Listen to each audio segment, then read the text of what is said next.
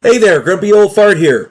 Be sure to check me out over on Rumble. There you'll find all of my stuff from YouTube, plus my political and social commentary and weekly current events, which YouTube frowns on. Links to my Rumble channel, as well as my other YouTube channels, and links to let you order my books are in the description of this video. If you enjoy my content, please like, subscribe, share, and comment. I welcome your comments, even if you disagree with me. Now, on with the video. Hey there, Grumpy Old Fart here. I'm doing an advanced Dungeons & Dragons advice video on other Dungeon Masters optional rules, things that I've encountered over the years. Before I get into this video, I'd like to tell you about my new book, The House Off Farrago Road.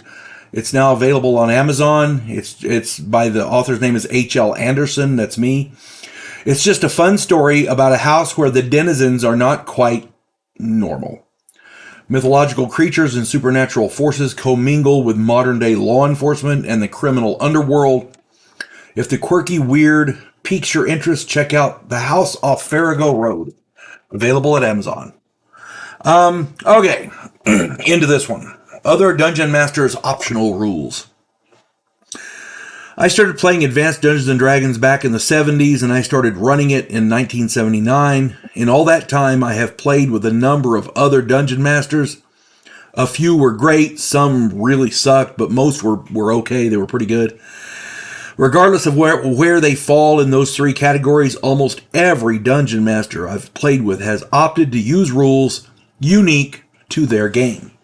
And I'm not talking about, using... some of them allowed them to use, muskets, gunpowder, arquebuy, that kind of thing. Some allowed what I call wild style, which was, you started out as a god and worked your way up.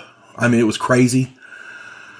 For the most part, these dungeon masters confined such unique options to the character generation, and that's what I'm going to stick with today.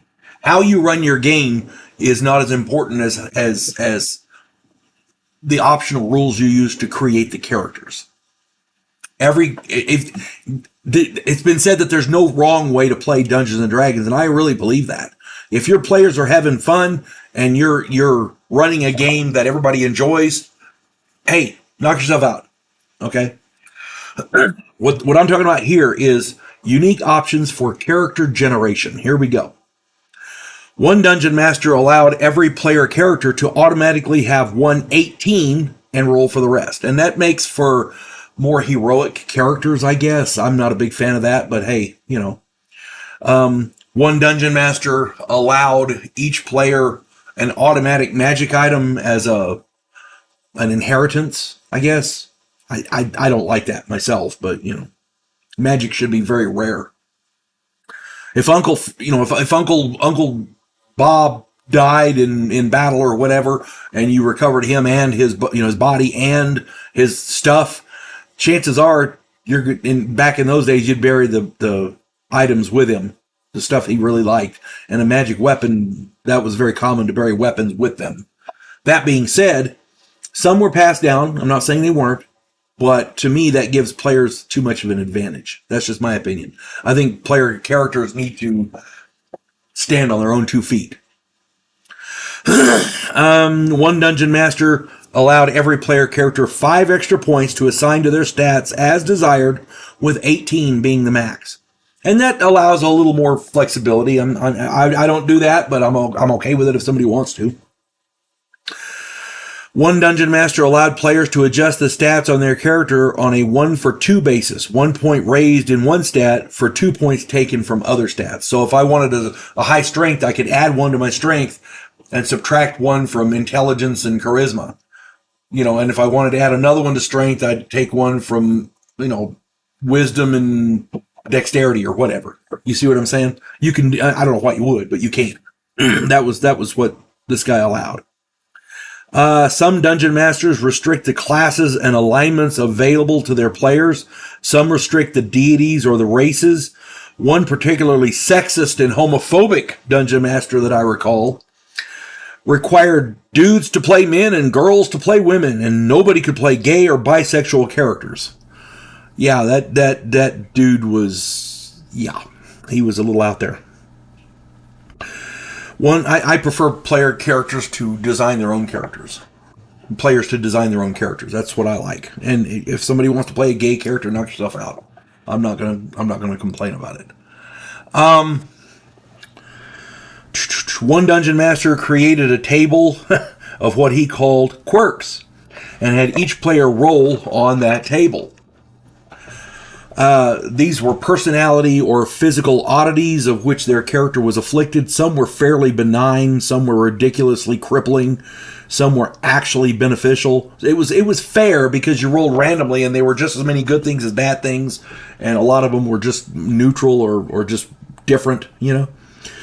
A character could randomly end up claustrophobic, rich, poor, insane, a vegetarian, ambidextrous, an animal lover, or, you know, homosexual. It was all in good fun and was intended to make the characters more interesting. He was an excellent dungeon master, and his games were outstanding. I played in his game a number of times. I never got anything really crippling, but some of them were a little weird. Different to play, I'll just say that. One dungeon master required every player character to be related. You know, brother, sister, cousin, that kind of thing. This seemed to me like a clumsy way to get the player characters to meet. That's just my opinion. I mean, I suppose it gets the player characters to want to adventure together, to protect each other, and that's cool, but seems a bit like a chintzy way to do that. Another dungeon master required each player to run 2 characters in case one died. That one got a bit hectic. As for me, I allowed players to roll 4d6 for each stat and drop 1 of the die numbers. However, when the Unearthed Arcana came out, I started using the method in the back of that book. But now keep in mind, no matter what rules you decide to use, all the non-player characters use the exact same rules, the exact same methods.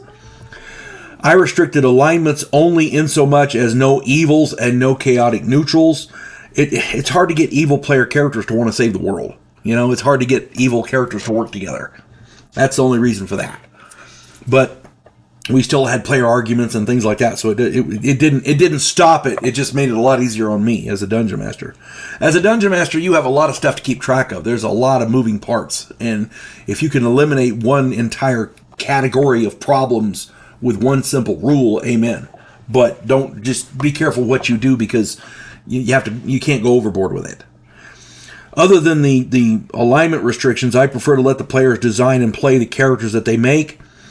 That's enough surprises for me. I didn't have anything else to go with that. So anyway, I hope this gives you some ideas, and I hope you enjoy my advice videos.